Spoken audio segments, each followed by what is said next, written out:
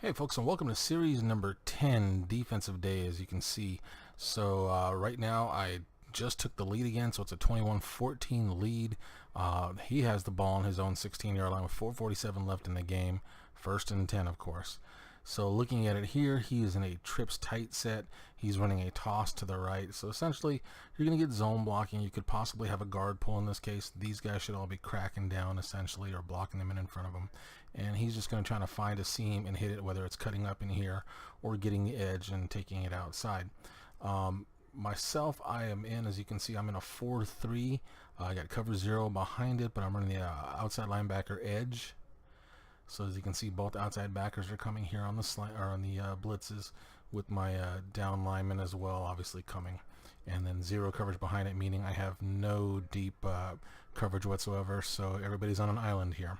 So we'll go ahead and run through this. Basically, it's going to be about my outside guys here getting off their blocks and forcing it back inside, as well as me here from the middle linebacker being able to shuffle over the top or even sneak in underneath the blocks if I possibly can and making the tackle. So let's go ahead and run through, see what happens, and we'll discuss. So as you can see, I overshift a little to the strong side there to help myself out a little bit. And right there, boom, I get shook, and he ends up getting a big play, obviously. Gets about a 20-yard gain on that, or they're close to it. So as far as grade goes, it's a 0 for play success, a 0 for doing my job, and a 0 or a -1, so I get a negative bonus because it was a big play of over 10 yards. Looking at it here, the big thing on this guy is looking at it. We get to this point here, he does have this guard here out here to block, and we'll go a little further. At this point here, the guard comes inside, so I'm the one who screws up here big time. As you can see, I have this guy right here.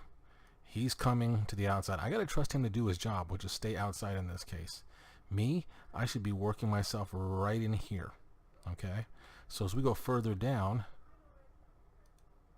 at that point there, if I come here and I take this angle to let him stay to the outside, he has nowhere to go. He can try to split us, but I'll be in good position to make the tackle, and that'll give him time to come back, and that'll slow him down enough also for him to come, even if we miss the tackle, if he should break it. But as you can see, I just keep going with them, and this is just really, that's just stupid play on my part. And I end up giving up the big play on my own, and even blocking Scandrick off there a little bit from being able to get turned around. And you know, that's all my fault, guys, so I get a negative on this, and deservedly so. Alright, play number 2 here, series number 10, guys. Looking at it again, he's still in the same formation. You can see he's in that bunch tight set here with 2 tight ends right there and right there. Or this may be a fullback too, but I believe it was a tight end set. So I go into my 4-4 split. I'm going cover 3 here. I've overshifted my line to the left here to help out in case he runs that toss again. And what he's actually running, though, is a play action crosser. So essentially what you're going to get here is a corner route here. He is actually going to stay in the block, and then we'll get a double crosser, shallow or intermediate if you want to call that, and then a little bit deeper. So that's essentially what he's running. He's basically, it's kind of a flood, as you can see, once these guys get across. And then he gets the play action here, and this guy's going to actually come out on a bench route. After the play action, he'll roll the quarterback out this way. Obviously, he has a great rolling quarterback here with Russell Wilson. So, like I said, I'm in a 4-4. I'm running that 4-4 split, cover 3, so each of my guys has a deep third here. Each of these guys has the under coverage, 2 hooks, 2 flat routes, essentially on the outsides.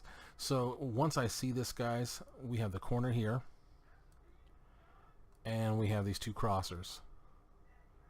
So I'll probably getting a little bit of depth here to try to help out when he comes inside right here, and just kind of keep him covered long enough to pass him off to the safety, and then you'll see me drop down to either one of these 2 crossers, whoever gets there first, which will probably be the under crosser here.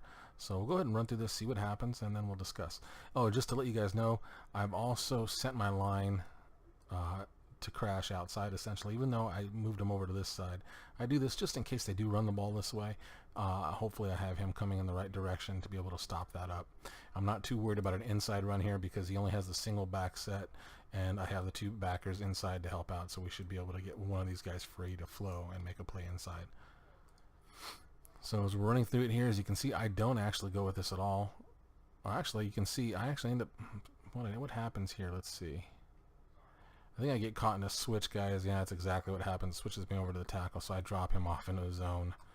But either way, everything's covered up nicely, as you can see. He throws this on the run, and it's a bad pass.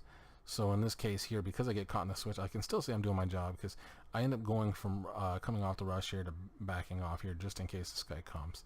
And we still get everything done here, so I'll take the 2 points for this, obviously. Play success, and then doing my job in this case. And really, yeah, like I said, it's pretty simple. Everybody had a guy here. We did have enough guys for everybody, and they did the job of sticking with it once they saw it. So, and we still had a great contain there too out of my defensive end, which is like the biggest thing there. As you can see, he gets outside right now, but see, my D end here does a good job of coming down the line rather than attacking the quarterback. If he attacks the quarterback, he's giving up the edge. That'll force him to step up and open this up big time. Since he doesn't do that, though, everybody's able to have a man in this case, as you can see right there, and it's a lot more difficult throw, and I get the big play, or not the big play, but the big stop on that case.